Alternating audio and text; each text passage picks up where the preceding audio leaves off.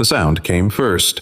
Hard-soled shoes on marble floor, not hurried, not hesitant, just steady, the particular rhythm of someone who has walked into difficult rooms before and learned that how you enter matters almost as much as what you do once you're inside. Diane Harmon pushed through the glass door of the Millhaven Federal Courthouse at 8:47 in the morning, and the lobby swallowed her the way it swallowed everyone who wasn't wearing a robe or a badge, briefly impersonally, without recognition. She was 48 years old, dressed in a gray wool coat that had been good quality once and still was just quietly. She carried a briefcase, brown leather worn smooth at the corners, the brass lock on the left side scratched from years of being set down on the concrete floors and wooden benches and the edges of desks that were never quite wide enough. If you looked closely at that briefcase, you would see it was not the bag of a woman who needed to impress anyone. It was the bag of a woman who needed to carry things. The lobby smelled the way courthouses always smell lemon floor wax laid down in the early hours before anyone arrived, and underneath that the particular staleness of coffee that has been sitting in a pot since 6 a.m., in a room with no windows. Somewhere behind the security desk, a fax machine was cycling through a transmission, its mechanical rhythm steady and indifferent. The overhead fluorescence buzzed at a frequency you stopped noticing after 30 seconds, unless something happened to make you notice again. Nothing had happened yet. Diane reached into her coat pocket and retrieved her visitor pass, pre-issued, cleared through the clerk's office 3 days ago for a 10 o'clock meeting with a federal magistrate about an unrelated matter entirely. She held it loosely in her right hand, her left hand adjusting the briefcase strap, and she walked toward the security checkpoint at the steady, unhurried pace of someone with a scheduled appointment and nowhere else to be. She was 12 feet from the checkpoint when he stepped in front of her. He hadn't been called. He wasn't posted there. He was simply standing near the security desk in the way that men who have worked a building long enough start to believe the building is theirs.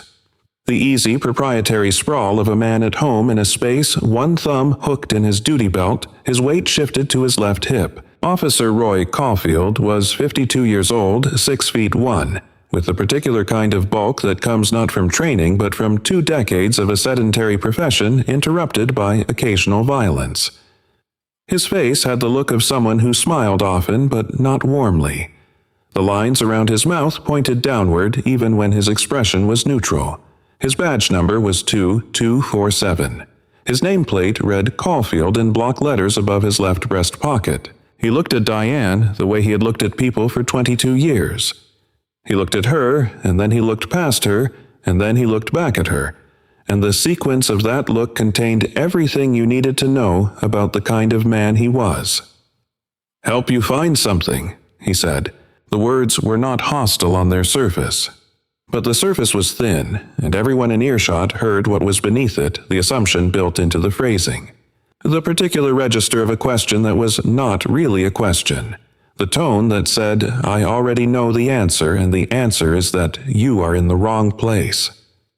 Diane stopped walking. She held up the visitor pass.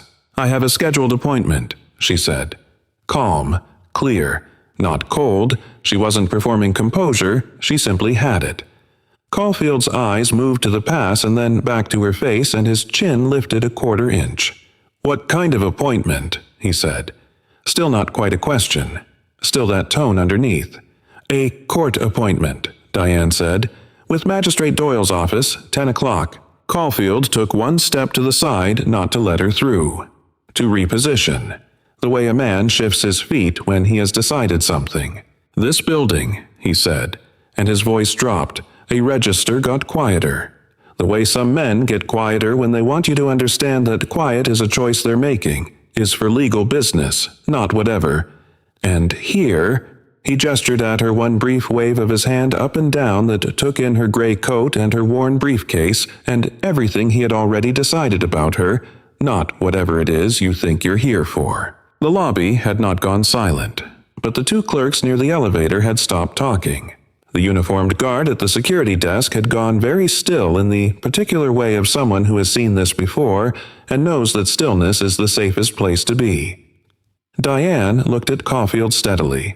"I have a visitor pass," she said again. "It's in my hand. I'm happy to show it to the officer at the checkpoint." Caulfield looked at the pass in her hand. Then he looked at her face. And then he said at the sentence that contained 22 years of a man who had never once been made to stop low enough that only the people nearest could hear specific enough that there was no way to interpret it as anything other than what it was. The kind of sentence that tells you everything about who built the world a person lives in and who they believe they built it for. Diane did not flinch. She did not step back. She stood in the middle of the lobby of the Millhaven Federal Courthouse and absorbed the words the way a building absorbs an impact from the outside in the structure, holding the damage invisible until someone looks at the foundation. She lowered her hand, the one holding the visitor pass, and bent slightly to set her briefcase on the floor so she could use both hands to look through her coat pocket for something. A normal gesture. The kind of thing you do 100 times without thinking. That was when Caulfield's open right hand came across and struck her across the right cheek. Not a push, not a shove, not a reflexive gesture of someone startled. A slap. Deliberate. Hard enough to scatter the visitor pass from her hand. Hard enough that it skipped across the polished marble floor and came to rest 12 feet away near the base of the security scanner. The fax machine kept cycling. The fluorescence kept buzzing. For 3 full seconds. 3 seconds that every person in that lobby would later be able to describe in precise, unshakable detail. No one made a sound. Diane straightened slowly. Her right hand came up and touched her right cheek, not frantically, not dramatically. The way you touch something to take its temperature. The way you place your hand on something and register what your hand tells you. She turned and looked at Roy Caulfield. He was looking back at her with the expression of a man waiting to see which way something was going to fall. She looked at his nameplate. She read it. ROYCAU LFAIELO. She read the badge number below it. 2247. Officer Caulfield, she said. 2 words. She let them sit in the air between them. Then she walked not hurried, not shaking to the security desk. She asked the guard there for a piece of paper. He hesitated for only a second before tearing a sheet from his notepad and handing it to her. She wrote 2 things. Roy Caulfield, 2247, 8:49 a.m. She folded the paper once and placed it in her inside coat pocket against her chest. Then she picked up her visitor pass from the marble floor, smoothed it against her palm, and walked to the checkpoint without looking back. She did not know, could not have known that at the far end of that lobby, sitting on one of the wooden bench seats near the eastern wall with a con law textbook open in her lap and a half-eaten granola bar beside her, was her daughter, Aaliyah Harmon, 22 years old. Third-year law student had arrived at the courthouse 40 minutes early to wait for her mother before their planned breakfast. She had been reading.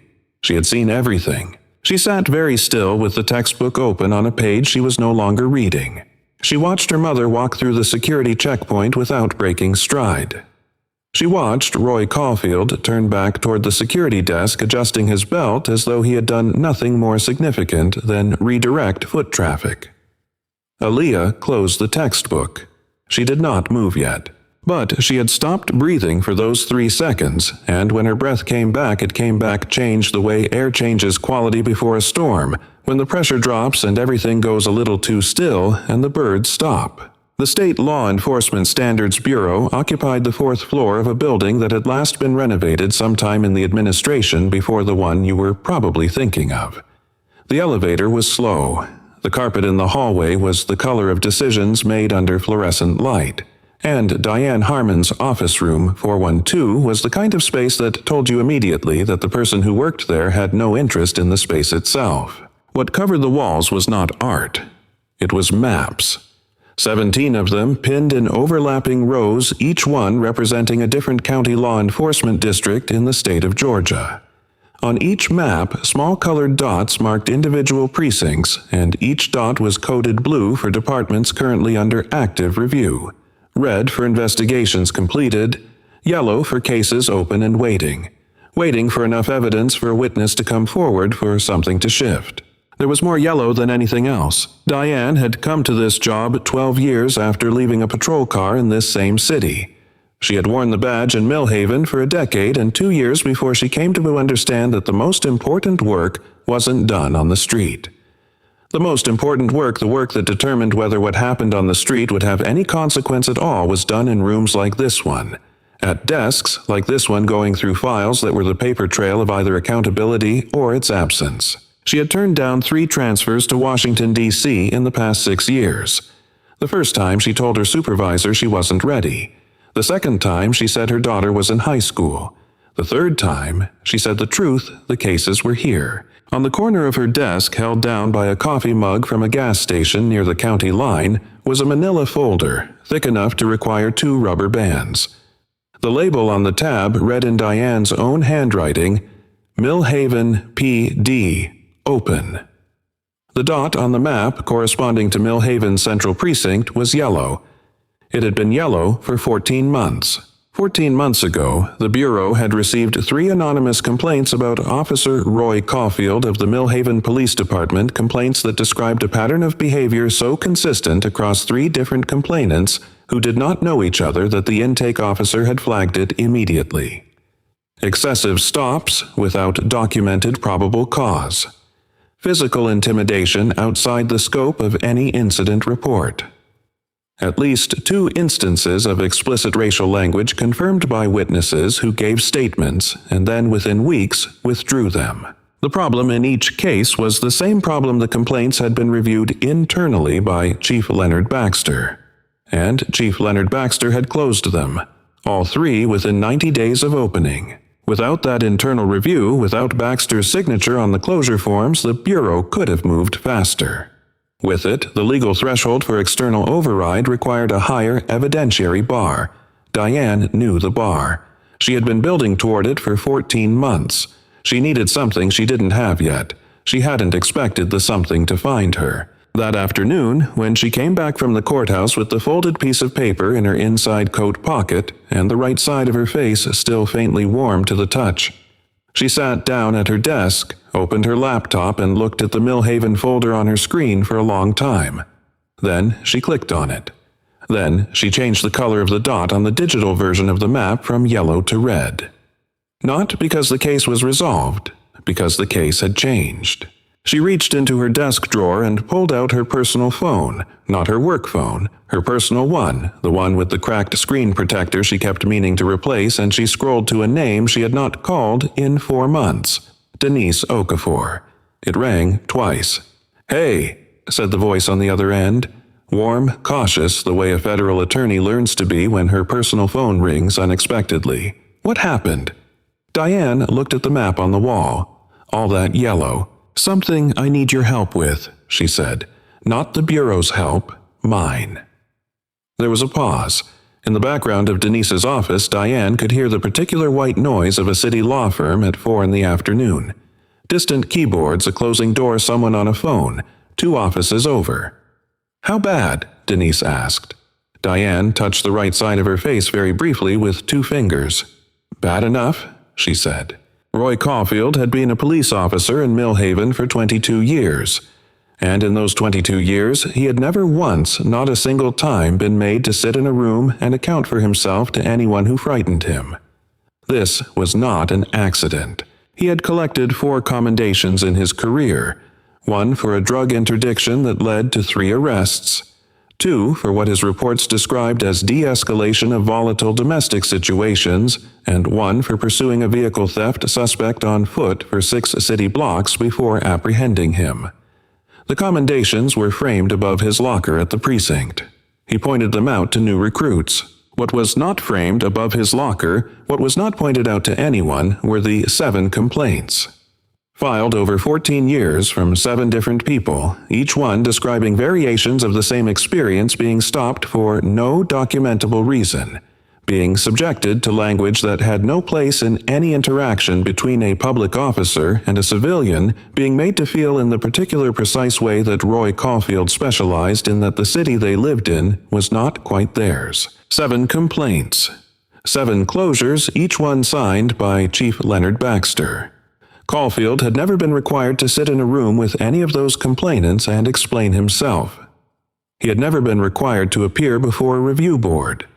He had never been required to do anything other than continue showing up for his shifts, collecting his check, and being the kind of officer that certain people at the precinct quietly approved of, even as they never quite said so out loud. He had junior officers who followed his lead. Not because he told them to, he was smart enough not to put it in those terms, but because the culture of a precinct is built over years and decades by the behavior that is allowed to persist.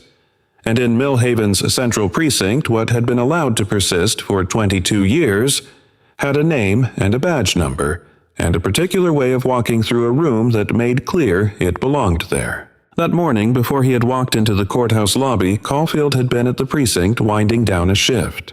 He was supposed to be off duty. He had stayed partly because Derek Fontaine, 29, 3 years on the job, a kid Caulfield had taken a mild interest in turning into a version of himself, was processing paperwork at the adjacent desk. "You're off," Fontaine had said without looking up. "I know I'm off," Caulfield had said. He had poured himself the last of the morning's coffee, thick, dark, filmed with something iridescent on the surface by this point in the day, and leaned against the counter watching the room. He had a way of watching rooms that younger officers sometimes mistook for vigilance, and older ones recognized for what it actually was, the comfort of a man who has decided he owns the space. He had said something to Fontaine that morning, something he said in variations at least once a week, something about the way things worked and the kind of people who understood that and the kind who didn't. He had said it with the casual certainty of a man repeating a truth he had never once been required to defend.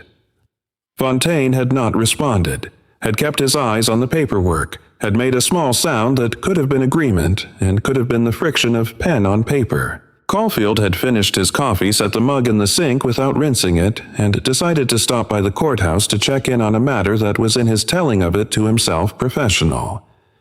In a quieter layer of the telling, it was something else Gloria Watts, a 67-years-old resident of the Millhaven Oaks neighborhood, had filed a complaint against him 2 years ago, and then withdrawn it, and she had been seen entering the courthouse building that morning, and Caulfield had a habit, a long-standing, unchallengeable habit of knowing where people were. His right hand that morning before he left the precinct had been slightly swollen at the base of the thumb, an old inflammation, the kind that comes from years of gripping and releasing, gripping and releasing. He had flexed it twice, then picked up his keys. He had not thought walking into that lobby that his career was 45 minutes from the beginning of its end. He had not thought about it because it had never once occurred to him that it could be. Aaliyah found her mother in the parking structure on level 2, standing at the passenger side of a gray sedan briefcase already in the back seat, coat folded over her arm despite the cold. She was looking at her phone with the particular focused stillness of someone composing a text that requires precision. "Mom?" Diane looked up. Something moved across her face. Not surprise exactly, but the recalibration of someone who had organized themselves around being alone with what had just happened and now had to reorganize around not being alone. "Aaliyah." A pause. "I didn't know you were in the building." "I know you didn't." Aaliyah stopped 3 feet away from her mother. Her textbook was under her arm. Her granola bar was still in her hand, half-eaten, forgotten. "I saw everything." The parking structure smelled of exhaust and cold concrete, and somewhere on the floor above them a car was backing out slowly, its tires making the particular squealing sound of rubber on painted cement. A drop of water fell from a pipe seam overhead and hit the ground between them. Diane put her phone in her coat pocket. "Walk with me to the car," she said. They got in. Diane started the engine and let it run without pulling out the heat, coming up slowly, the vents blowing cold before they blew warm. Outside, through the windshield, the gray concrete wall of the parking structure offered nothing. "We need to go back in there," Aaliyah said. "We need to find a supervisor. We need to—" "Aaliyah." "He hit you, Mom, in a federal building, in front of witnesses. There were people standing 10 feet away." "I know. So we go back in, we find someone with authority, and we do what—" Diane turned to look at her daughter, not unkindly, just directly. "We go back in, and I tell my version of what happened, and he tells his version, and by tomorrow morning there's a report in a file somewhere that says complainant displayed hostile behavior. Officer responded in accordance with training. And then the file gets reviewed by his supervisor. And his supervisor has signed off on 7 complaints in the past 14 years. 7. She held up her hand, fingers spread. Not one of them went anywhere. Aaliyah was quiet. The heat was coming through the vents, now warm and slightly dusty. If I walk back in there angry, Diane said more slowly now, I give him the narrative. Angry black woman in a federal building causing a scene. That's the story. That's the headline on the incident report, and he knows that. He has always known that. She looked back through the windshield. That's why he does it. So, what do we do? Diane reached into her inside coat pocket and removed the folded piece of paper.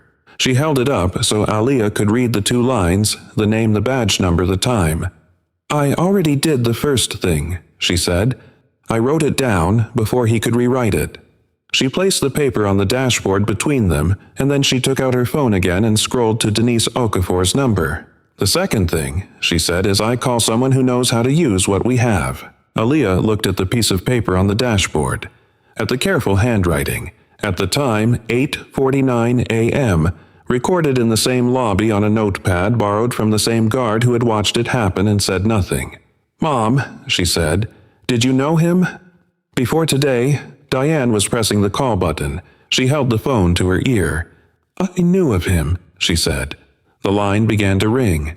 There's a difference. Aaliyah wanted to ask what the difference was, but something in the quality of her mother's stillness told her the answer was complicated and that she would understand it better by watching what happened next than by being told. She sat back in the passenger seat.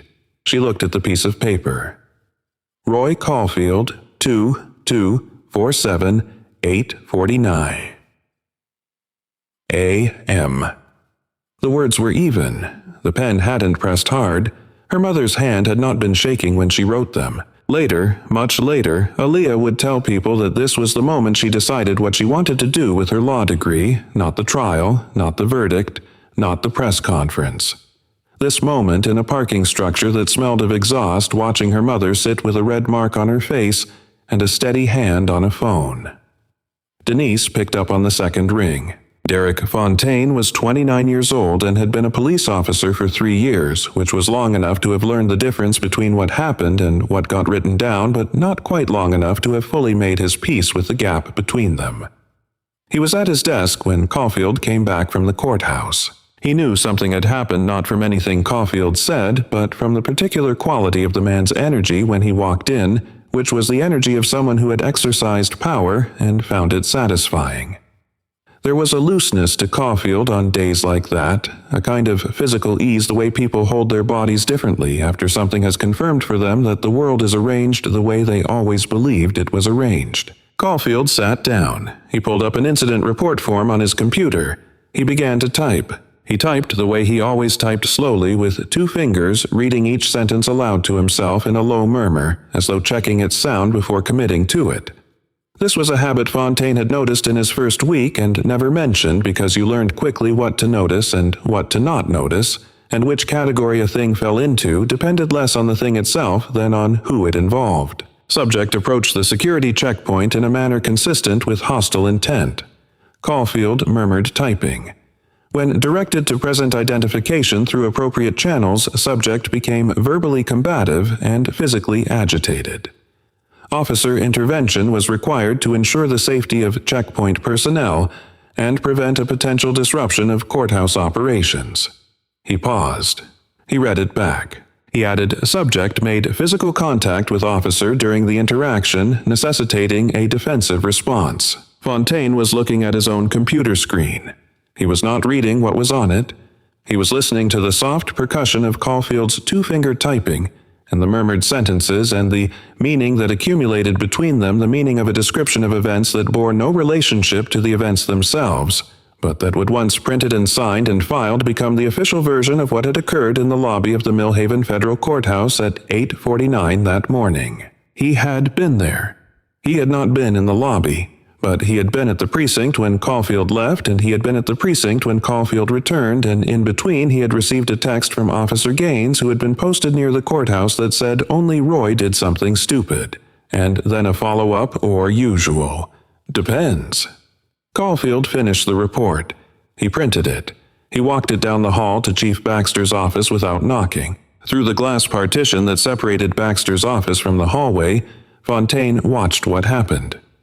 Baxter taking the pages, reading them not carefully, not slowly in the efficient scanning way of a man confirming that what he's reading matches what he already expects to find. He picked up his pen. The pen left a line of dark blue ink at the bottom of the last page. He handed the pages back. Caulfield came back down the hall. He set the signed report on the corner of his desk with the particular deliberateness of someone placing a period at the end of a sentence. Then he looked at Fontaine. "Woman at the courthouse this morning," he said, not explaining, not asking for a response, just noting the way you note the weather. "Made a scene. Happens." Fontaine nodded. It was the same nod he had been giving for 3 years. The nod that meant, "I hear you," and meant I'm not going to argue, and meant underneath both of those things I'm going to be in this chair tomorrow, and I need to still be here. Caulfield sat back down and began scrolling through something on his phone. Fontaine turned back to his screen. He sat there for a long time after Caulfield left at the end of the shift, sat there in the quieting precinct, the evening dispatcher's voice coming through the radio in low routine, bursts the overhead lights flickering once the way they always did around 7 p.m. And he did something he had been on the edge of doing for 3 years. He opened a private browser window. He typed anonymous reporting police misconduct, Georgia State. He read for 15 minutes. He closed the browser. He opened it again. Denise Okafor had been a federal attorney for 17 years, and she had the kind of office that federal attorneys accumulate over 17 years. Not the decorator kind, but the working kind, stacked with accordion files and legal pads and 3 different colored highlighters that she used in a system only she fully understood. The bookshelves had stopped being about display sometime around year 4. Now they were about access. She and Diane sat at her kitchen table that evening because Denise's office was too close to the firm's evening foot traffic, and they were not at this point having a professional conversation. They were having the prior conversation, the one that had to happen first. Diane had driven directly there after picking up a sandwich she didn't eat. The right side of her face was no longer visibly red. If you looked at it in the kitchen's overhead light, you might notice nothing at all. She had looked in her car mirror once on the way over. Once was enough. There was tea on the table. Neither of them was drinking it. Denise had listened to the full account without interrupting, which was a discipline she had to consciously maintain because her first response to most things was a sharp, practical question. And the sharp, practical questions were not what this moment required. She waited until Diane was done. Then she said, "You didn't report it before you left the building." "No." Because the immediate report would have gone to the security supervisor, who would have flagged it to building management, who would have called the precinct liaison, and by 9:15 Baxter would have had a version of events with Caulfield's signature on it, and I would have had a piece of paper with a badge number. Diane wrapped her hands around her mug. "I needed more than a piece of paper." Denise nodded slowly. "Okay, tell me about the 14 months. Diane opened her laptop. What came up on the screen was not a single file, but a layered architecture. The Millhaven PD folder she had been building since the first anonymous complaint came through the Bureau's intake line 14 months ago. She turned the screen so Denise could see it, and then she started talking not in the language of legal documents, but in the language of people. The first complaint had come from a woman named Gloria Watts, 67 years old. Retired school administrator. Lived in Millhaven Oaks, a neighborhood that had been predominantly white 20 years ago and was now predominantly black, and had not, in the estimation of Officer Roy Caulfield, made a sufficient adjustment to that transition. Gloria Watts had been stopped 3 times in 2 months while driving her own car in her own neighborhood. On the 3rd stop, Caulfield had told her, and here Diane read from the intake complaint verbatim, because some sentences needed to be heard in full, that she should get used to this if she was going to keep driving around like she belonged here. Gloria Watts had filed the complaint. Chief Baxter had reviewed it. The file had been closed in 31 days. Reason given insufficient corroborating evidence. Officer's account consistent with documented patrol protocols. The second complaint came from a 19-year-old named Marcus, and then Diane paused and looked at Denise and said, "I'm going to call him T because his family asked me not to use his name if I could avoid it." T had been stopped on a Tuesday afternoon walking home from a convenience store. He had been held, not arrested, held detained without a formal charge for 4 hours and 20 minutes in the back of Caulfield's cruiser before a more senior officer driving past had intervened. T's family had filed. Baxter had reviewed. The file had been closed in 44 days. 5 more after that. 5 more names. 5 more experiences of the same encounter, slightly different in its details and completely identical in its structure. A person going about their business. Caulfield's decision that their business was his business, the particular degradation that followed the complaint. Baxter's signature, the closure. Denise had stopped trying to drink her tea. "Every closure," she said. "Every single one, Baxter. Every one. 7 complaints in 14 years. 7 closures, all signed by the same person, all within 90 days of filing, all citing the same language about insufficient evidence." Diane closed the laptop. He didn't even change the wording. 3rd one, 5th one, 7th one, same sentence, different date. Denise was quiet for a moment, looking at the closed laptop. "The Bureau's threshold for external override," she said, "requires documented evidence of a pattern plus an independent triggering incident not internally reviewed." "Yes." Denise looked up. "And this morning was not internally reviewed," Diane said. "Because I did not report it to the precinct, I went directly to you. The incident exists. It's documented. I wrote it down in the building before I left. There's a guard at the security desk who saw the whole thing and hasn't been told yet that he's a witness, which means no one has had the opportunity to speak to him." She looked at Denise steadily. "That's what I have." Denise sat back in her chair, and for a few seconds neither of them spoke, and the refrigerator hummed in the kitchen's quiet, and outside a car went by on the street with its windows down. Music briefly audible, and then gone. "We need Gloria Watts," Denise said. "I know," said Diane. "I'm going to see her tomorrow." The house on Dawson Street had a garden out front that had been planted with the kind of care that expresses something beyond horticulture deep-rooted rose bushes along the fence line. A row of marigolds against the porch steps. Everything tended closely enough that you could see the hours in it. It was late in the season, and most of the blooms were gone, but the structure of the garden remained, and the structure told you something about the person who had built it. Diane knocked at 9 in the morning. Gloria Watts answered the door in a cardigan and slippers, and her face, when she saw Diane, moved through several expressions in quick succession.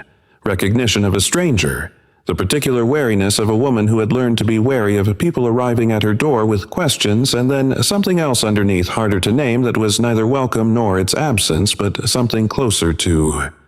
one of those conversations. "Mrs. Watts," Diane said.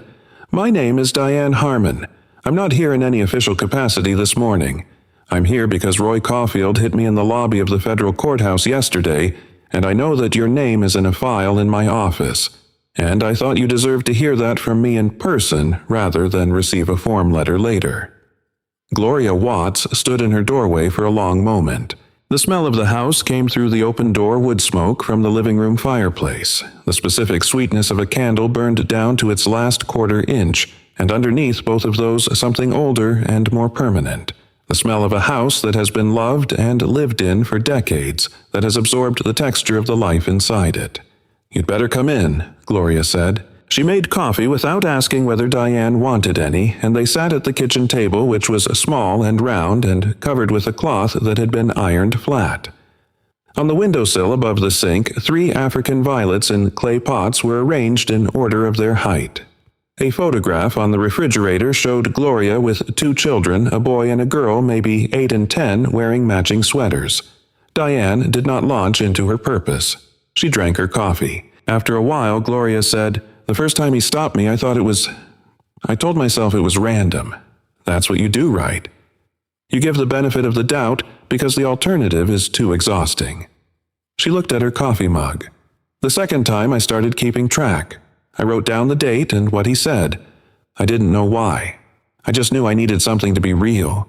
And the third time, Diane asked. Gloria looked up. The third time I filed the complaint, and 31 days later I got a letter that said it had been reviewed and closed, and nobody called me. Nobody asked me any follow-up questions. It was just closed, like it had never happened. She set her mug down. So I stopped trusting that. I understand, Diane said, but I didn't stop writing things down. Gloria pushed back her chair. She went into the back of the house and came back carrying a shoebox. Not a figurative shoebox, an actual shoebox, the kind that a pair of walking shoes comes in, and the lid was held on with a rubber band that had been looped around it twice. She set it on the table between them. Inside, neatly folded and arranged chronologically, were 23 pieces of paper. Some were torn from a notepad. Some were on the backs of envelopes. One was on a paper towel, the handwriting careful despite the surface. Each piece of paper had a date at the top, and below the date, in Gloria Watts's precise teacher's handwriting, a description of what had happened that day. Diane looked at them without touching them. The kitchen was very quiet. The African violets sat in the window. The children in the photograph on the refrigerator smiled their fixed permanent smiles. I kept writing, Gloria said, because I needed to believe it mattered, even when no one was collecting it, even when I thought no one ever would. She looked at the box. Does it matter? Diane placed her hand on the table beside the box, not on the box itself, not yet. And she said, I'm going to tell you something I haven't told you yet because I needed to hear what you had to say before I said it. She paused. I am a deputy director at the State Law Enforcement Standards Bureau. Your complaint is one of 7 in a file on my desk that has been open for 14 months. What is in this box, she looked at the folded papers, is what that file has been waiting for. Gloria was very still. You kept writing, Diane said, because the truth is worth keeping even when no one is holding it. That's not nothing, Mrs. Watts. That's everything. Gloria Watts looked at the box for a long time. Then she looked at Diane. You said he hit you, she said. In the courthouse. Yesterday morning. And you're still... She gestured, taking in Diane's composure, her stillness the absence of visible anger. How are you still that calm? Diane picked up her coffee mug with both hands. Because angry and effective are 2 different gears, she said, and I've been in this fight long enough to know which one gets you somewhere. 3 weeks passed. For Roy Caulfield, they were ordinary weeks, the specific ordinariness of a man who has done something that went uncontested and interpreted its lack of consequence as confirmation that there were no consequences to have. He went to work. He drank the precinct coffee. He reviewed rookie paperwork with the confident authority of a man whose institutional position had never once felt unstable. He mentioned the courthouse incident once to a colleague he trusted with the particular brevity of someone relegating an episode to its proper category of minor irritation resolved. The colleague had made the expected sound. The episode was categorized. They moved on. What Caulfield did not know, could not know, because no one told him, was that in the time since that morning in the lobby, several things had happened in sequence. Denise Okafor had filed a formal civil complaint with the Millhaven Citizens Police Oversight Committee on behalf of a private citizen, no title listed, no institutional affiliation. Simply Diane Harmon, resident of the state of Georgia. The complaint was detailed, dated, and accompanied by a written statement from the security guard at the courthouse checkpoint, who, when contacted by Denise 3 days after the incident, had said that, yes, he had seen what happened, and that he had been waiting specifically for someone to ask. The complaint had been acknowledged by the Oversight Committee in a letter that arrived at Denise's office on a Tuesday, confirming a preliminary hearing date 4 weeks out. What Caulfield also did not know was that Diane, in the same 3 weeks, had made a decision that was the most important strategic choice of the entire proceeding, and it was a decision to not do something. She did not invoke her authority as deputy director. Not yet. She had the power at this point to formally notify the Millhaven Police Department that the Standards Bureau was escalating its review of the 14-month file to a full external investigation. She had the legal standing. She had the evidentiary basis strengthened considerably by Gloria Watts's shoebox and the security guard's statement. She chose not to, because an external investigation triggered at this stage would give Chief Baxter the opportunity to initiate his own internal documentation of the events to build in advance of any public proceeding the paperwork architecture that had protected Caulfield 7 times before. It would give him time to coach, time to prepare, time to make the pattern look like a series of unrelated coincidences reviewed independently and fairly and found each time to be within bounds. What she needed was for the pattern to be visible in a public proceeding first. She needed Caulfield under oath in a room where the 7 closures were on the record before anyone told him how much she knew and how much she could do. She needed him to talk before he understood what talking would cost him. This was the decision she explained to Denise over the phone on a Wednesday evening, sitting in her car outside a grocery store, the engine running, rain starting against the windshield. "He thinks this is a civilian complaint," Denise said. "Yes? And if he thinks it's a civilian complaint, he'll come to the preliminary hearing the way he comes to all of them." "Overconfident," Diane said. "Prepared for a fight, he thinks he's already won." There was a pause on the line. "You're giving him rope," Denise said. "I'm giving him rope," Diane confirmed, "and when he's used enough of it, I'll introduce myself properly." The rain was coming harder now, drumming against the roof of the car, blurring the parking lot lights into soft orange smears against the dark. Diane watched a woman run across the lot toward the grocery store entrance, coat held over her head, shoes splashing. "There's something else," Diane said. Caulfield went back to the precinct after the courthouse that same afternoon. Fontaine was there. Fontaine, young officer, 3 years in. He was within earshot when Caulfield dictated the incident report. She looked at the rain. Caulfield's version of events is in a file somewhere with Baxter's signature on it. That's not the thing. The thing is that Fontaine was there when it was written, and Fontaine has not filed anything, not said anything, but he also hasn't left the precinct, hasn't transferred, hasn't done anything that someone trying to get out of the way would do. "You think he's still there because he's waiting?" Denise said. "I think he's still there because he hasn't found the right moment to not be silent," Diane said, "which is different from wanting to stay silent." "How do we find him?" Diane watched the rain. "We don't," she said. "We make the moment available, and we see if he walks through it." The moment arrived in the form of a request. It was not from Diane directly. It came through the Bureau's anonymous tip line, the one that Fontaine had found 3 weeks earlier in a private browser window on the precinct computer before closing it, and found again the following week on his phone, and this time had not closed. The message was 7 sentences long. It described 3 individuals who had, at separate times and in separate incidents over the preceding 4 years, expressed to Officer Caulfield verbally within the presence of other officers an intention to file a formal complaint about his conduct. It described in each case what had happened in the days following that expressed intention, a visit to the individual's home, comments made in a public setting that could be interpreted as warnings, a situation with one individual's employer that the message described only as pressure was applied and the complaint was not filed. The message was unsigned, but it came from a device registered to the Millhaven PD's internal network. Diane read it twice. Then she forwarded it to Denise and called her.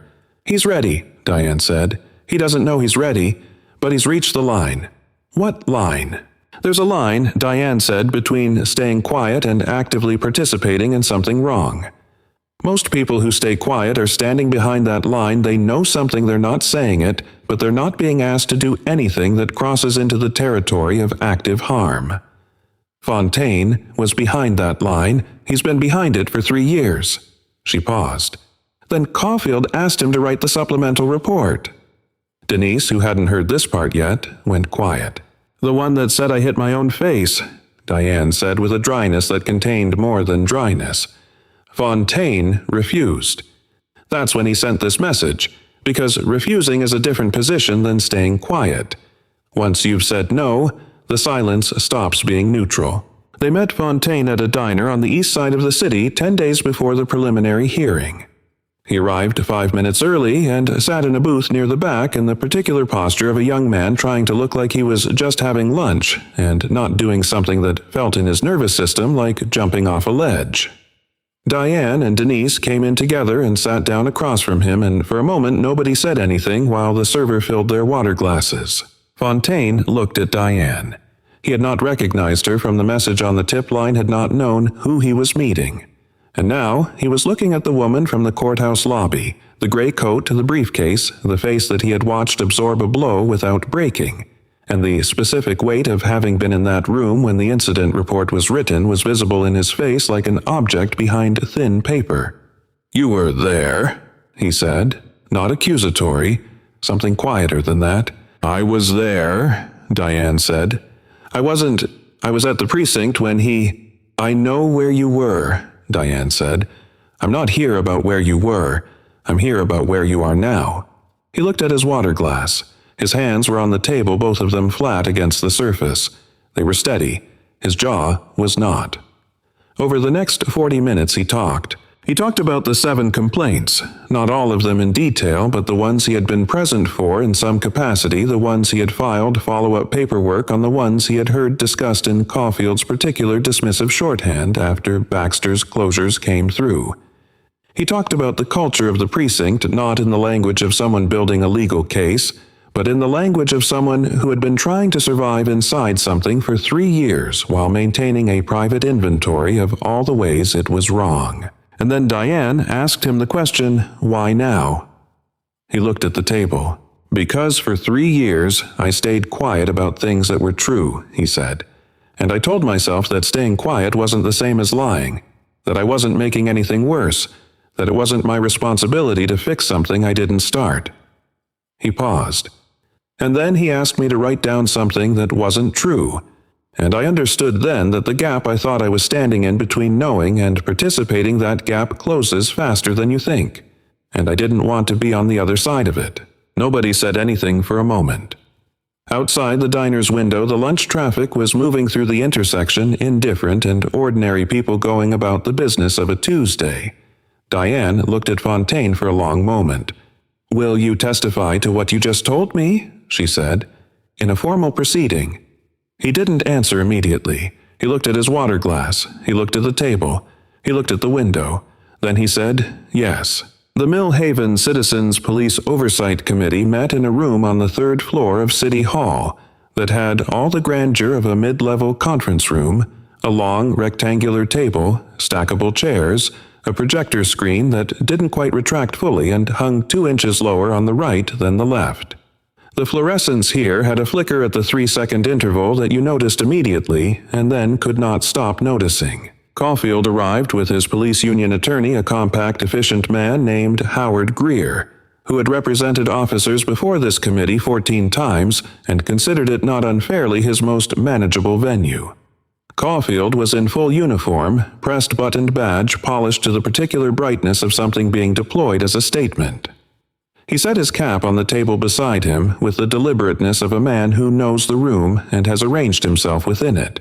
He looked once at Diane sitting across the table with Denise, her gray coat draped over the back of her chair, a single legal pad in front of her, with the expression of a man encountering someone he considers manageable.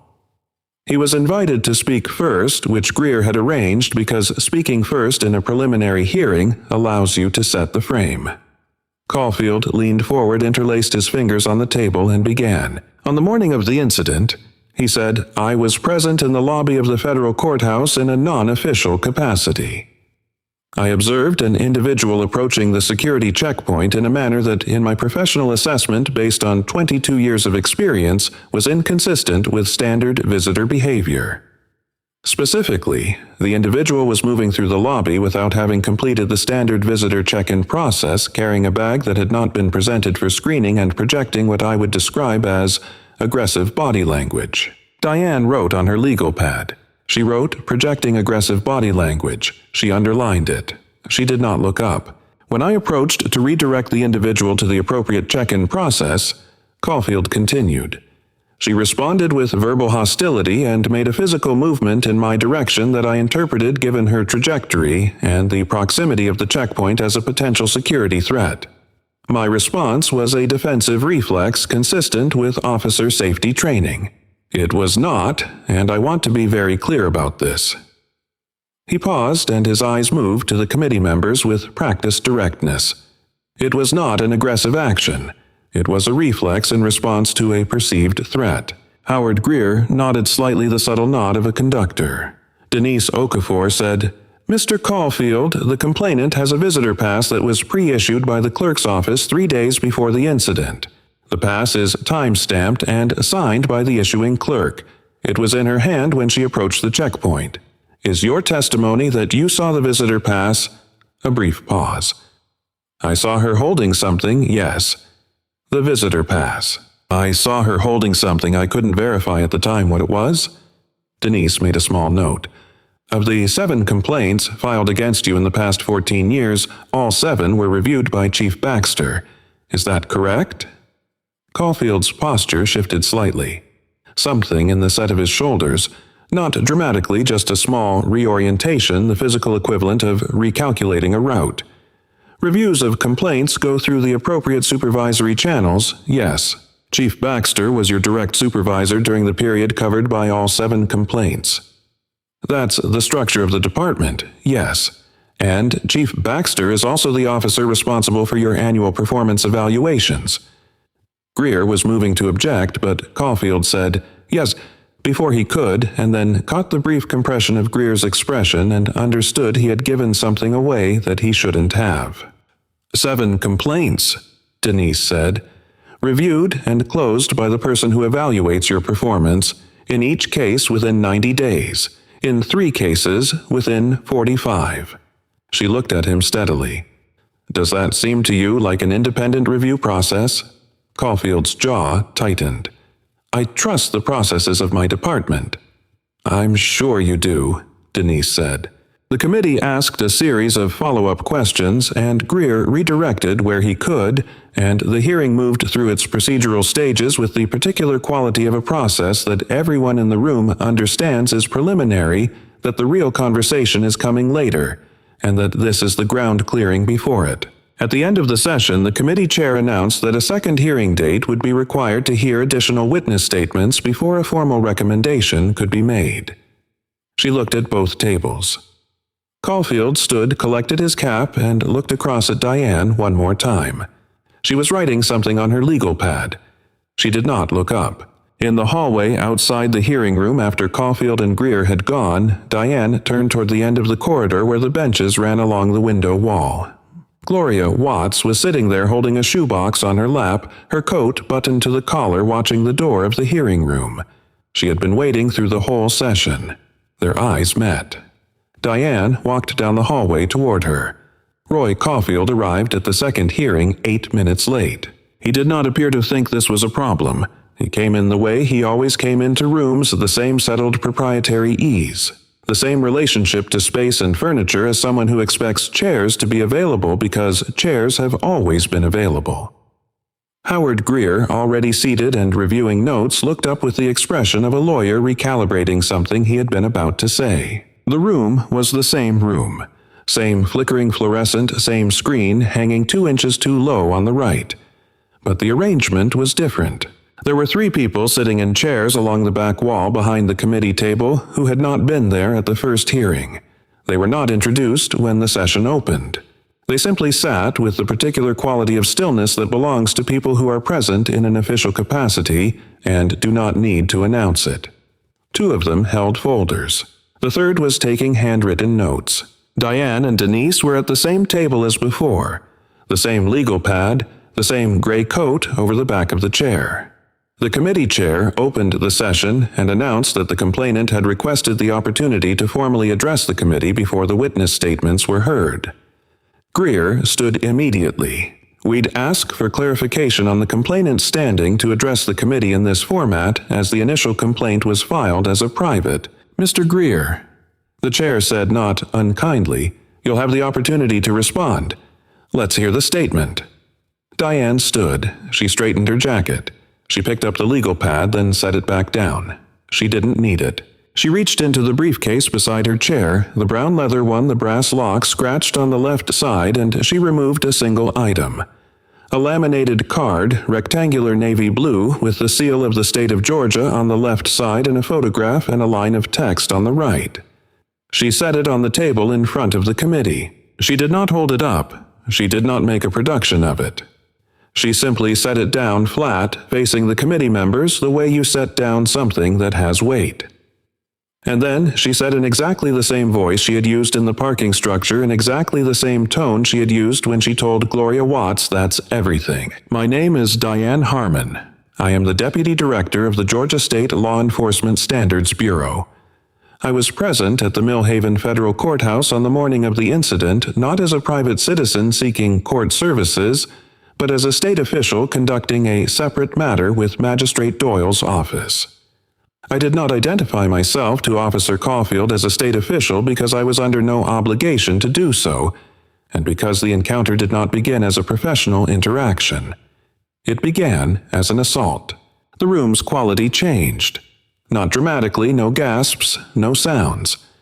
It was a subtler shift, the kind of change in a room when something that has been suspended in the air finally lands and everyone adjusts their weight slightly to account for it.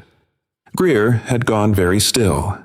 Caulfield's right hand resting on the table's edge closed slowly, the fingers curling inward not into a fist but into the shape of a hand that has lost its certainty about where it should be. The Standards Bureau, Diane continued, has maintained an open file on Officer Caulfield and on the review practices of the Millhaven Police Department's Office of the Chief for 14 months. That file contains documentation of 7 complaints spanning 14 years. It contains records of each of those complaints' internal reviews and closure reports signed by Chief Leonard Baxter, who serves as Officer Caulfield's direct supervisor and the officer responsible for his annual performance evaluations. She paused.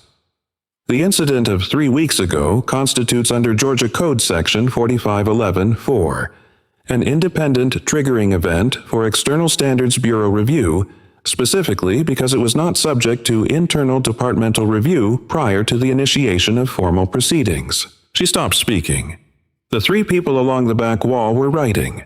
Howard Greer's pen was not moving because his hand was not moving, because Howard Greer was a man who had represented officers before this committee 14 times and had never once experienced a preliminary hearing become something other than a preliminary hearing, and his body had not yet transmitted to his hand the information that this was the 15th time and it was different. Diane did not look at Caulfield immediately.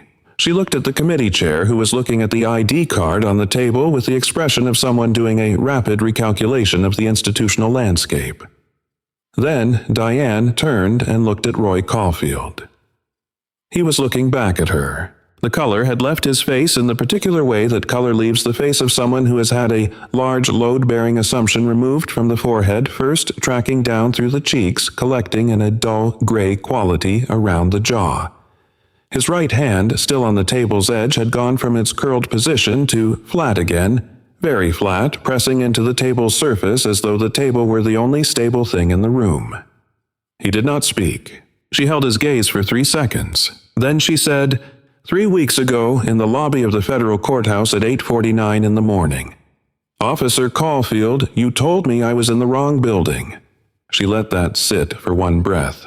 I want you to understand that I have been in this building, this process, this work, this particular effort to make the institution you represent worthy of the uniform you wear for 14 months before that morning. And I will be here in rooms exactly like this one long after your badge is no longer your badge. She sat down. The committee chair looked at the table for a moment. Then she said, We'll take a short recess. The 3 people along the back wall did not get up during the recess. They continued writing. When the session resumed, the committee chair announced that in the light of the deputy director's statement and the involvement of the Standards Bureau, the proceeding would be elevated from a preliminary oversight committee hearing to a formal state standards review session. The Bureau investigators, those had been the 3 people along the back wall, would now serve as the lead panel. Howard Greer requested a continuance. The request was denied. The first witness was Gloria Watts. She came in from the hallway holding the shoebox in both hands, carrying it with the care you give to something irreplaceable rather than something heavy. She sat down in the witness chair, a folding chair placed at the end of the table facing the panel, and set the box in her lap, her hands resting on the lid. She did not look at Caulfield. She had made a decision visible in the set of her jaw and the direction of her gaze that she was going to speak to the panel and not to him. That he was not going to be the audience for this. That 23 pieces of paper and 2 years of keeping records in a shoebox because she needed to believe the truth mattered, that was not a performance for his benefit. On 3 separate occasions over a period of approximately 2 months, she began in the precise and unhurried voice of a woman who spent 31 years teaching other people to organize their thoughts before they spoke. Officer Caulfield stopped my vehicle while I was driving in my own neighborhood. Each time I was alone. Each time I was driving within the speed limit. Each time no citation was issued and no incident report was filed by Officer Caulfield. I know this because I requested records through the Oversight Committee's public records process after the second stop and was told no responsive records existed. She removed the lid of the shoebox. I have dated written records of each incident, she said, including the specific language Officer Caulfield used, the time, the location, and whether any other individuals were present. She looked at the panel's lead investigator. These records were not made for any official purpose. I made them because, and here she paused very briefly, and something passed across her face that was not grief exactly, but was adjacent to it, the expression of someone acknowledging something they have carried for a long time, because I needed there to be a record somewhere, even if no one ever read it. The shoebox was received as documentary evidence. Caulfield's right hand on the table pressed harder into the surface. The second witness was Derek Fontaine. He came in uniform. He had debated, this Diane knew, because she and Denise had spoken with him twice more in the days leading up to the session, and in the second conversation he had asked whether he should come in plain clothes, whether the uniform would read as too confrontational or too institutional, or somehow wrong for what he was about to do. Diane had said, "You are a police officer. Come in as a police officer. What you're about to say is about what being a police officer is supposed to mean." He sat in the witness chair with his hands on his thighs. His posture was formal, and his face was the face of someone who has decided to do a hard thing and is doing it now and is not pretending it isn't hard. He described the afternoon of the incident. He described Caulfield returning to the precinct and dictating the incident report aloud, verbally, stating each sentence before typing it, and he quoted the specific language of the report. He described the discrepancy between that language and what he had been told happened, which was not a full account but was enough. And then he described the request for the supplemental report. Officer Caulfield asked me to add a supplemental statement to the file, Fontaine said, indicating that the complainant, that Ms. Harmon had made contact with her own face during the encounter in a way that could have produced the mark observed by witnesses. His voice was steady, deliberately steady, the way a voice is steady when its steadiness is a choice being made in real time. I declined. "Can you tell us why?" the lead investigator asked. Fontaine looked at the table, then back up. "Because it wasn't true," he said. "And I know how that sounds coming from someone who had been in that precinct for 3 years and had stayed quiet about other things that weren't right. I know that's not a clean answer." He paused. "But there's a difference between staying quiet about something real and writing down something false. And I wasn't going to cross that line. Once you cross it, I don't think you come back the same." The room was quiet after that. Not the silence of people holding their breath. The silence of people absorbing something at the pace it needed to be absorbed. Caulfield was looking at Fontaine with an expression that had moved over the course of the session from confidence to blankness, to something that sat between bewilderment and the specific dawning recognition of a man watching the floor of a room he has walked across 1,000 times develop all at once a crack that runs from wall to wall. The lead investigator turned to Diane. "Deputy Director Harmon," she said, "you mentioned a file spanning 14 months. We've reviewed the materials provided. We'd like you to address the pattern of closures directly." Diane stood. She had 1 page of notes. She didn't look at them. Each of the 7 complaints filed against Officer Caulfield between 2009 and the present day, she said, was reviewed exclusively by Chief Leonard Baxter. Chief Baxter is Officer Caulfield's direct supervisor. The author of his performance evaluations, and based on records obtained through the Bureau's 14-month review, the officer who recommended Caulfield for 3 of his 4 departmental commendations. She paused. In each of the 7 cases, the closure report used substantially identical language in 3 instances.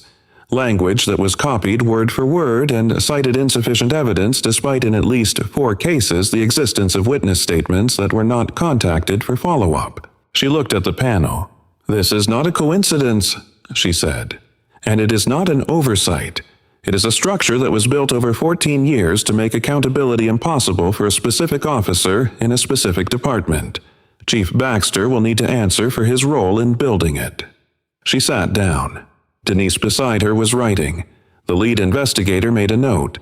She looked at her colleagues. She looked at Caulfield. "Officer Caulfield," she said, "I'm going to ask you to remain seated while we address an administrative matter." The room's quality changed again.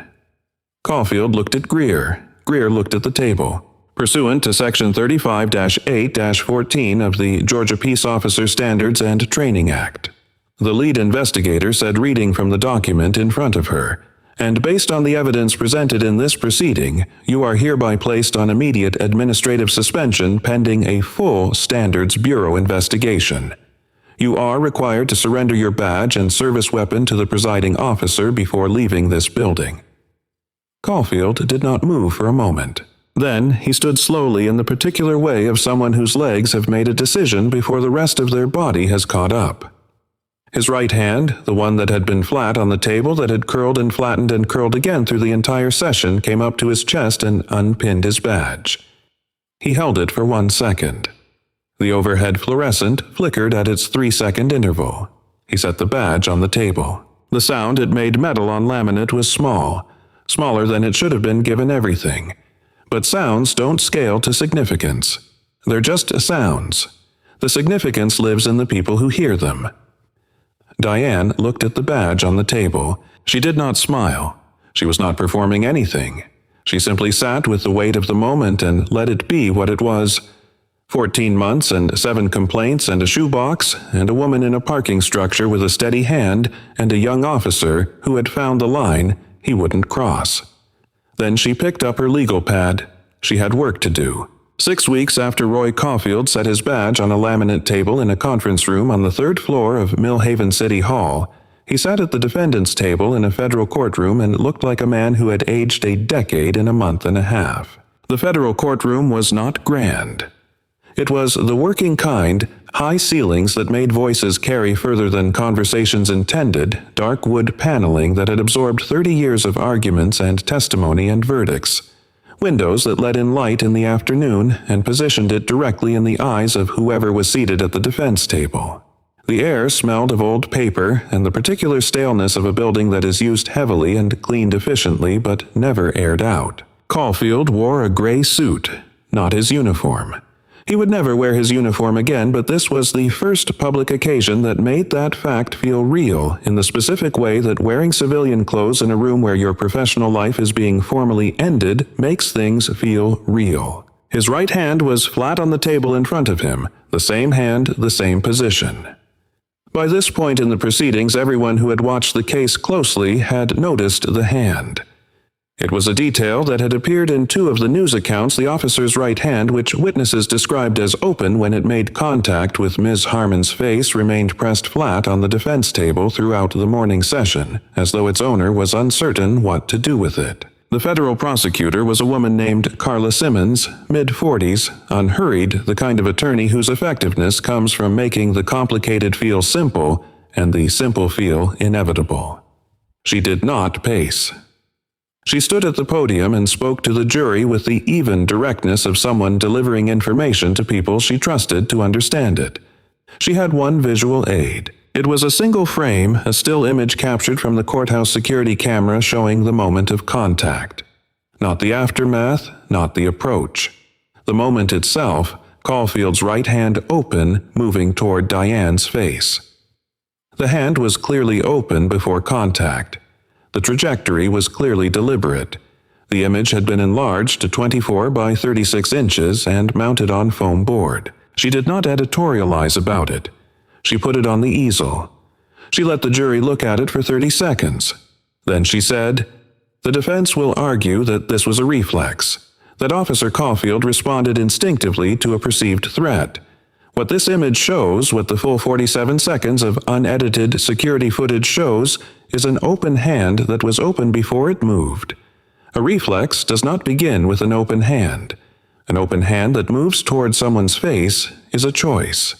She paused. The prosecution will also present evidence of 6 prior unreported incidents in which Officer Caulfield made physical contact with civilians outside the scope of any documented encounter incidents that were never formalized as complaints in most cases, because the individuals involved were told explicitly that filing a complaint would have consequences. You will hear testimony about what those consequences looked like, and you will understand by the end of this proceeding that what happened to Diane Harmon in that lobby was not an isolated incident. It was the most recent expression of something that had been allowed to operate without check for more than 2 decades. She stepped away from the podium. You will also hear about Chief Leonard Baxter, about the 7 formal complaints that passed through his office, about the identical language in 7 closure reports, about the phone records and email records obtained through federal warrant that indicate Chief Baxter and Officer Caulfield were in contact within 48 hours of each complaint's filing in each case before the formal review process had begun. She looked at the jury. The law did not protect the people who came forward over those 14 years. We are here because that changes now. Howard Greer cross-examined witnesses with the efficiency of a man doing necessary work he knew was unlikely to be sufficient. He raised procedural objections where they applied. He emphasized repeatedly the word reflex. The jury was in deliberation for 2 hours and 40 minutes. The verdict, when it came in the voice of the clerk reading from a form flat neutral, the voice of the institution rather than of any individual within it, and it named, one by one, the counts assault on a public official filing a false official report and obstruction of a Standards Bureau investigation. Guilty. Guilty. Guilty. Caulfield received the verdict the way people receive verdicts when they have not fully believed until the moment it arrives that it was going to arrive with a stillness that is not composure, but its opposite, the stillness of someone who has used up all their movement and has none left. His right hand was on the table. The bailiff moved toward him. The sound of the handcuffs metal on metal, the double click of the mechanism engaging, was not dramatic. It was the exact same sound that handcuffs always make, the same sound they had made in the lobby of the federal courthouse when Diane had watched decades before in her patrol car days, when she first understood that the sound itself was neutral, and the weight of it was determined entirely by what had preceded it. She was sitting in the gallery 3rd row between Denise and Aaliyah. She did not look away. The sentencing hearing was 3 weeks later, and by then the institutional consequences had already begun to arrive in layers, each one carrying its own weight and its own meaning. The first layer was Caulfield himself. 18 months in a federal correctional facility, 3 years of supervised release, the permanent revocation of his Georgia Peace Officer certification, not suspended, not placed on review, revoked permanently, the certificate recalled and voided in the manner of a document that has been found to have been issued in error. His pension, 22 years of it, accumulated from 1,000 shifts and 1,000 paychecks, and the compound interest of a career was disqualified in full upon the conviction pursuant to the state statute that governs the pension rights of peace officers convicted of felonies committed in their official capacity. 22 years, 18 months. The math of consequence is not always clean, but it has its own clarity. On the morning of sentencing, Caulfield's right hand was cuffed to his left one. He was brought in a transport uniform rather than his gray suit. He looked smaller than he had in the courtroom 6 weeks earlier, which was itself smaller than he had looked in City Hall, which was smaller than he had been in the courthouse lobby, the compression of a man who has been stripped layer by layer of the things he had mistaken for himself. The judge read the sentence in the same flat, institutional voice as the verdict. The gallery was fuller than it had been for the verdict. Gloria Watts sat in the 4th row with her daughter.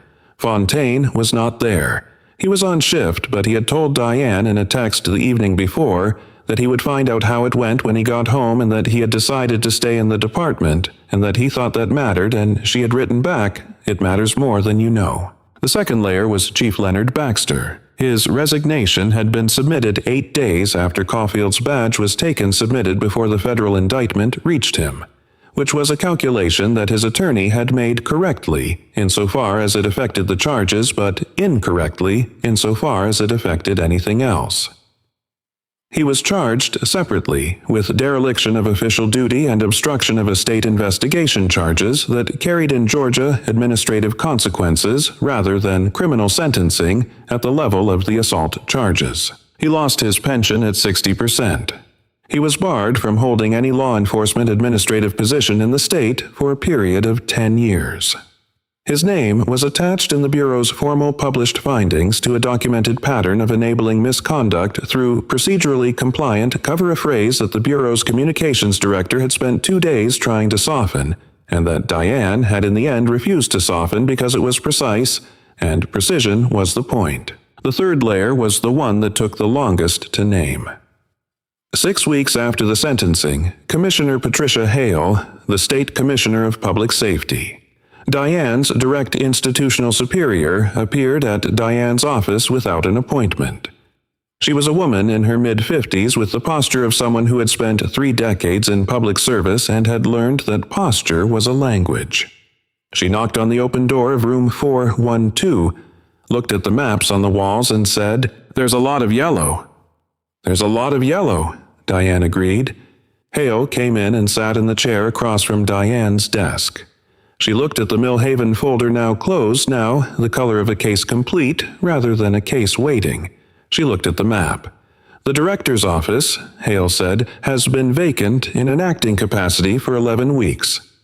"I know. You've declined this conversation twice." "I know that too." Haley looked at her steadily. "What's the hesitation?" Diane looked at the map. "All that yellow, all those dots. Each one a department, each one a pattern of complaints and closures and silence and people writing things down in shoeboxes because they needed to believe the truth mattered, even when it felt like it didn't. My hesitation," she said, "is that the work is here, in the field, in the files. If I go to the director's office, I stop being the person who reads the complaints. I become the person who manages the people who manage the people who read the complaints. Or," Hale said, "you become the person who decides what the standards are for the people who read the complaints, what training they get, what threshold counts as enough evidence, what a closure report is required to contain." She paused. "The work doesn't go away when you take the director's chair. It gets bigger." Diane was quiet for a moment. She looked at Denise, who was standing in the doorway because Denise had been there for a noon check-in and had stayed when Hale arrived and who was now making the face she made when she had a strong opinion and was waiting to see if she needed to express it. Denise made the face. Diane looked back at Hale. "Who handles my current caseload if I move up?" she asked. "We promote from within the Bureau. There are 3 candidates. I want to be involved in that selection." "Agreed." Diane was quiet for 3 more seconds. Then she said, "Yes?" Hale nodded the specific nod of someone who has been waiting for the right answer and is not going to make a large thing of receiving it. She stood, straightened her jacket, and looked one more time at the maps on the wall. "You're going to need a bigger wall," she said. After she left, Diane sat at her desk in room 412 for a long time. The overhead light buzzed at its particular frequency. The coffee in her mug had gone cold. The maps covered the walls in all their yellow weighting. She reached across the desk and picked up her pen. She started writing. On the way out, she stopped in the hall where she almost ran into Gloria Watts, who had no reason to be on the 4th floor of this particular building except that Denise had mentioned the meeting offhandedly. And Gloria had taken a bus from Millhaven because there are things you show up for even when you haven't been asked. Gloria looked at Diane's face and read something in it. "Well," she said. Diane smiled, a real one, small and certain. "Yes," she said. Gloria nodded once. She looked at the door of room 412 with its maps and its files and its yellow dots. She did not say anything more. She reached out and took Diane's hand briefly and held it. That was enough. 6 months after Roy Caulfield set his badge on a table and the sound of it rang in a room full of people who had needed to hear exactly that sound, there was a sheet of paper on the bulletin board of the Millhaven Police Department's Central Precinct. It had not been put there by a supervisor. It had not been put there as part of any training initiative or departmental requirement. Someone had printed it out, cut it to fit a small space between the duty roster and the overtime sign-up sheet, and pinned it up with a single pushpin sometime during a Tuesday overnight shift when the precinct was quiet. It said in plain black type on a white background, Georgia State Law Enforcement Standards Bureau. Anonymous reporting line. Below that, a phone number and a web address. Nothing else. Nobody took it down. Nobody asked who put it up. It stayed there through the week, and then through the following week, and then through the week after that, accumulating the particular permanence of a thing that has been noticed and allowed to remain, which is its own kind of statement made not by one person, but by everyone who passed it, and said nothing, which is to say, everyone. Derek Fontaine was still on the job. He worked the morning shift, now having requested the transfer 3 months earlier for reasons he described as personal, and that were in fact exactly that. He did not think of himself as a different person than he had been before the hearing. He thought of himself as the same person who had reached a line and stopped before he crossed it, and who now understood, in the way you understand something that has been tested, that lines you hold under pressure become part of your structure, in a way that lines you've never tested cannot be. He passed the bulletin board every morning and did not look at the paper with any particular expression. He simply walked past it, and it was there. And that was how it should be. In the law school's third-floor seminar room on a Thursday afternoon in November, Aaliyah Harmon presented her third-year research paper on accountability mechanisms in state-level law enforcement oversight to a panel of 2 professors and 1 visiting practitioner from the State Attorney General's office. The paper was 37 pages long and cited 42 sources. It was also underneath the citations and the formal analysis and the careful academic language the paper of someone who had watched her mother sit in a parking structure with a steady hand and explain the difference between reacting and acting, and had decided that the most useful thing she could do with a law degree was understand precisely and thoroughly how the systems that were supposed to prevent what happened in that lobby failed to prevent it, and what it would take to build them better. The visiting practitioner from the AG's office asked her at the end of the presentation whether she had any personal connection to the Millhaven case, which had been one of her primary case studies. Aaliyah looked at the panel. "My mother," she said simply. The practitioner nodded. "Will you be applying to our office when you graduate?" she asked. Aaliyah thought about this for exactly the time it took for a real answer to form. "I'll be applying somewhere that does this work," she said. The director's office on the 7th floor of the Standards Bureau building was larger than room 412 and had a window that looked out over the city rather than into a hallway. Diane had moved the maps. All 17 of them now covering 2 full walls, their colored dots unchanged blue, for active review, red for completed, yellow for waiting. There was more yellow than there had been 6 months ago, because there were more open cases than there had been 6 months ago because the Bureau's new intake system. One of the first things Diane had changed now made it easier to file, easier to follow up, and harder to close without documentation that could be independently reviewed.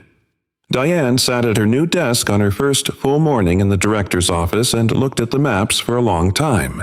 Then she opened the first file. Roy Caulfield believed when he walked into that courthouse lobby on a Tuesday morning that a gesture like the one he made would dissolve the way such gestures had always dissolved into the official version of events, into the signature at the bottom of a closure report, into the comfortable architecture of a structure built to absorb and neutralize accountability. He was wrong about that.